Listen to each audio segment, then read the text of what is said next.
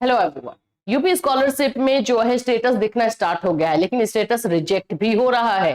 क्या कारण है रिजेक्ट होने का, और इस रिजेक्शन का जो कारण है इससे आप कैसे बच सकते हैं, ये सारी चीजें आपको बताई जाएगी। ये मैं 25-26 वाले बच्चों के लिए जो है स्टेटस की बात कर रही हूँ, 24-25 का नहीं है ये भी मैं क्लियर कर दूं, अदरवाइज आपको आगे चल के प्रॉब्लम हो जाएगी।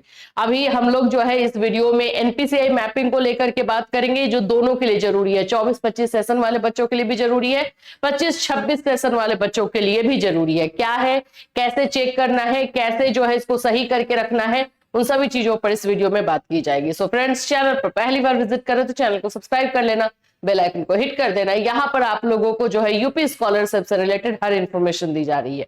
यूपी स्कॉलरशिप में 25-26 सेशन वाले बच्चों का जो है स्टेटस अपडेट होना स्टार्ट हो चुका है, ये आप लोग को भी पता है।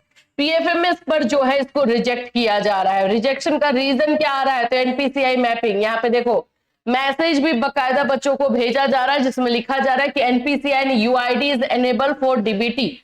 आप लोग को ये चेक कर लेना है कि आपका जो है एनपीसीआई मैपिंग बैंक के थ्रू आपका जो अकाउंट है वो आधार से लिंक होना चाहिए, एनपीसीआई सीडेड होना चाहिए। एनपीसीआई सीडेड का मतलब क्या हो जाता है, देखो इसको हम लोग डीबीटी भी बोलते हैं, डायरेक्ट बेनिफिट ट्रांसफर।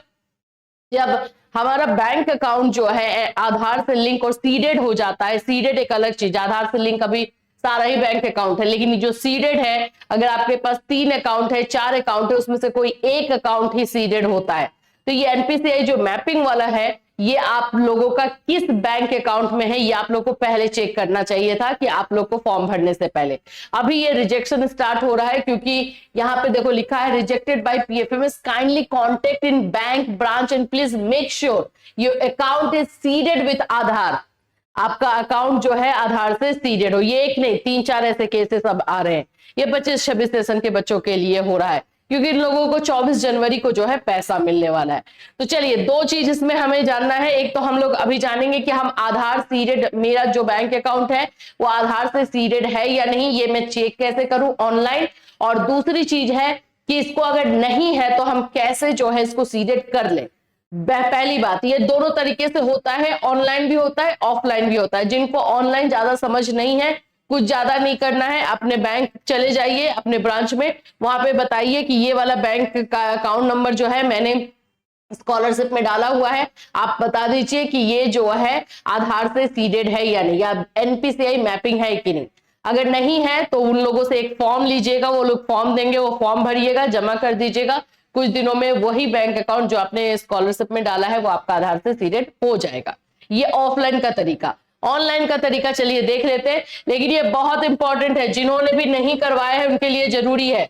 सबसे पहले तो आप लोग को जब आप चेक करते हो ना, तो यहाँ पे लिखा रहता है your Aadhaar bank mapping has been done, यानी कि आपका हुआ है। और ये देखो, जैसे कि इनका आधार नंबर ये है, और बैंक नेम जो है यूनियन बैंक ऑफ इंडिया है, बैंक सीडिंग स्टेटस यहाँ पे एक्टिव लिखा हुआ है। कुछ बच्चों का जिनका नहीं है उनका इनएक्टिव लिखा हुआ रहेगा, और जिनका इनएक्टिव है तो फिर आप एक्टिव हो जाइए, क्योंकि इनएक्टिव है तो पैसा नहीं आएगा। एकदम क्लियर है, पैसा उस समय आपका पेंडिंग में चला जाएगा। अभी तो रिजेक्टेड स्टेटस बता रहे, स्टेटस रिजेक्टेड बताता है ताकि आप उस पर काम कर लो, उस पर आप पहले से चेक कर लो, उसको सही कर लो।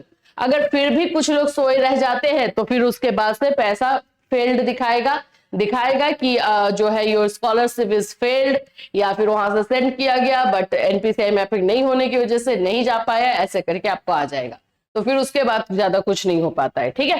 तो ऐसे आप लोगों को दिखना चाहिए। तो चलिए चेक कैसे करते हैं, तो हमें आधार वाले साइट पर आना है। सिंपल है, मैं एकदम स्टार्टिंग से बता दूं, स्टार्टिंग से आ जाते हैं हम लोग। ऐसे लिखते हैं आधार एनपीसीआई लिंक, ऐसे ही लिख देना, एकदम सिंपल।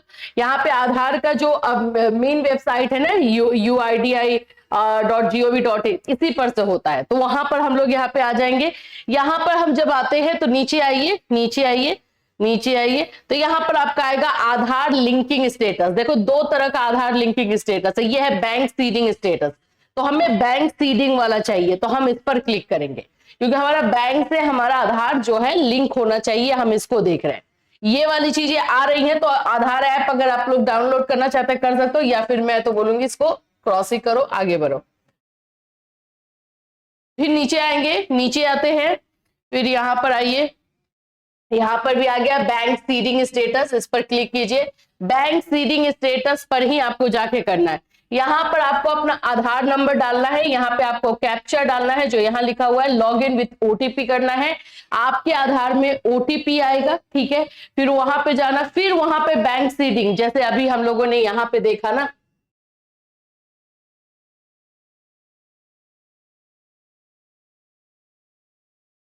जैसे हमने यहाँ पर अभी देखा बैंक सीडिंग वाला आ गया, हाँ ये बैंक सीडिंग स्टेटस, ऐसे ही वहां पे बैंक सीडिंग स्टेटस रहेगा, इस पर क्लिक करना। जैसे ओटीपी आप डालोगे तब, तो इस पर आपको क्लिक करना होगा। इस पर जैसे ही क्लिक करोगे तो उसके बाद आगे का आपका प्रोसेस बताएगा, जब डाल दोगे तो। मैंने तो अभी डाला नहीं, तो आप डालोगे तो कभी कभी जो है ये अभी साइट उतना अच्छे से काम नहीं कर रहा तो नहीं बता रहा, लेकिन उसमें फिर आपको बता देगा कि आपका है या नहीं है, आपका आधार जो है किस बैंक से जो है सीडेड है। तो ये चेक करना जरूरी है। ऑनलाइन हो जा रहा है तो ओके है। अगर आपका जो है इस तरह से लिख कर आ जाए इनएक्टिव, या एक्टिव लिखा हुआ होना चाहिए, ये एक्टिव नहीं लिखा है, इनएक्टिव लिखा है, तो भाई फिर बैंक दौड़ो या जाके वहां करवाओ या ऑनलाइन करवाओ, जैसे आप लोगों को सुविधा हो। क्योंकि इसकी वजह से अब पैसा रिजेक्ट होने का जो है स्टार्ट होगा, फिर उसके बाद से कॉल करके पूछोगे मैम अब हम क्या करें, अब हम क्या करें। तो ये हम स्टार्टिंग में वीडियो क्यों बनाते हैं, ताकि अभी से तो कुछ करो। देखो बहुत सारे बच्चों का हुआ, your UP scholarship registration number ये is rejected by PFMS, kindly contact in bank branch and please make sure your account is seeded with Aadhaar.